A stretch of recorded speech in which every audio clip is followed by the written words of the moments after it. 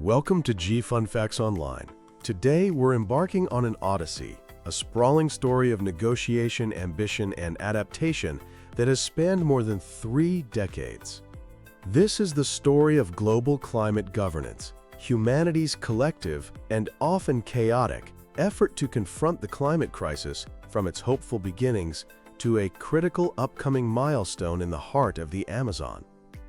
Our journey begins in 1992 in Rio de Janeiro, Brazil.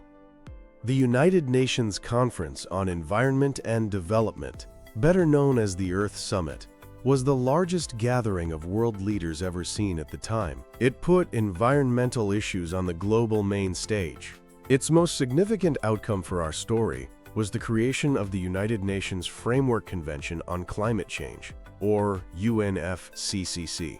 This was the foundational treaty signed by 154 nations with one core goal: stabilize greenhouse gas concentrations to prevent dangerous human interference with the climate system. The summit also established a crucial and controversial principle: common but differentiated responsibilities. This acknowledges that while every nation has a role to play, the developed countries that have been emitting greenhouse gases since the Industrial Revolution bear a greater historical responsibility. This idea would become a cornerstone and a recurring point of conflict in every single climate negotiation to follow. With the UNFCCC framework in place, the real work began. The treaty established an annual meeting called the Conference of the Parties, or COP, where all signatory countries would gather to advance the climate agenda. The first COP in Berlin in 1995 recognized that the voluntary commitments made in Rio weren't enough. This led to the Berlin Mandate, which launched a 2-year process to negotiate a protocol with binding targets. This process culminated 2 years later at COP30 in Kyoto, Japan, with the adoption of the historic Kyoto Protocol. For the very first time, the world had a legally binding treaty committing industrialized countries to specific, mandatory targets for reducing their greenhouse gas emissions. The overall goal was an average reduction of 5% below 1990 levels between 2008 and 2012. The Kyoto Protocol was also innovative, introducing market-based mechanisms like emissions trading and the Clean Development Mechanism, which allowed countries to invest in green projects abroad to help meet their targets. However, the protocol had a major limitation: it did not impose any binding targets on developing countries. This was a deal-breaker for the United States, which signed the treaty but never ratified it. This deep division, rooted in that principle of differentiated responsibilities, would define the next decade of climate politics. In the years after Kyoto, the science became increasingly alarming. The Intergovernmental Panel on Climate Change, the IPCC, released a series of assessment reports, each one presenting a more certain and dire picture of human-caused climate change. These reports, which synthesized thousands of scientific papers, served as the factual bedrock for the negotiations. Yet while the scientific evidence mounted, political progress stalled. The central challenge remained that strict firewall between the obligations of developed and developing nations. The global economy was changing fast. Emerging economies like China and India were experiencing massive growth, and their emissions were soaring. Developed nations argued that any new agreement had to include commitments from these major new emitters. This set the stage for one of the most anticipated and ultimately disappointing moments in climate history: COP15 in Copenhagen in 2009. The hype was immense, with over 100 heads of state attending, all aiming to forge a new, legally binding treaty. But the summit collapsed into chaos amid deep divisions. In the final hours, a small group of leaders, including the US and China, cobbled together a non-binding political declaration called the Copenhagen Accord. It was a weak outcome, but it wasn't a total failure. For the first time, all major economies, including developing ones, made specific emission pledges. It also introduced the goal of keeping global warming below 2 degrees Celsius and included a promise from developed countries to mobilize $100 billion a year in climate finance by 2020. The failure in Copenhagen was a watershed moment. It proved that a top-down, one-size-fits-all treaty was impossible. But it provided crucial lessons, highlighting the need for a more flexible and inclusive approach. The years after Copenhagen were about rebuilding trust. At COP16 in Cancun, the 2-degree target and the $100 billion finance pledge were formally anchored in the UN process. A critical turning point came at COP17 in Durban, South Africa in 2011. There, nations agreed to the Durban Platform for Enhanced Action. It launched negotiations for a new agreement described with a revolutionary phrase, applicable to all parties. This officially broke down the rigid firewall of the Kyoto Protocol. For the first time, a truly universal agreement was on the table, with a deadline set for 2015. At COP19 in Warsaw, countries agreed to prepare what they called Intended Nationally Determined Contributions, or INDCs.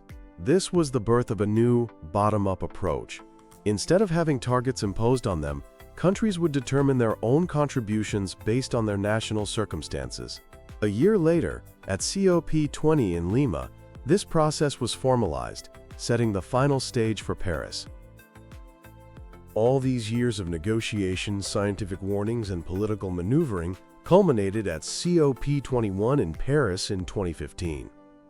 The result was the Paris Agreement, a historic, legally binding treaty adopted by 196 parties. It represented a fundamental shift in how the world tackles climate change. Its key pillars are genius in their design.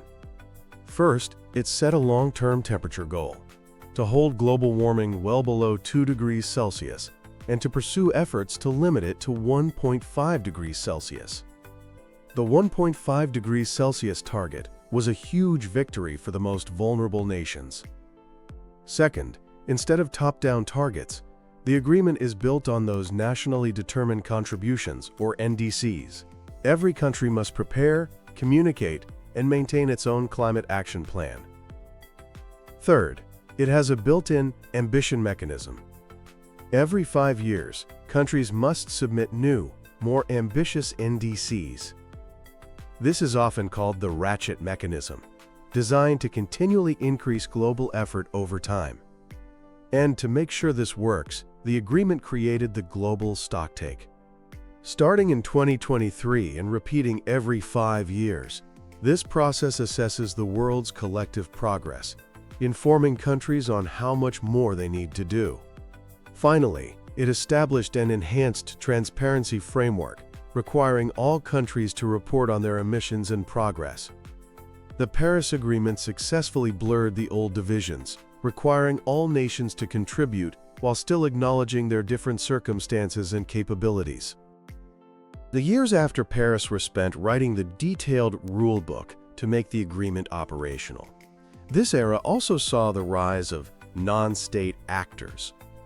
At COP22 in Marrakesh, the Marrakesh Partnership for Global Climate Action was launched, giving a formal platform to cities, businesses, and investors to showcase their climate efforts.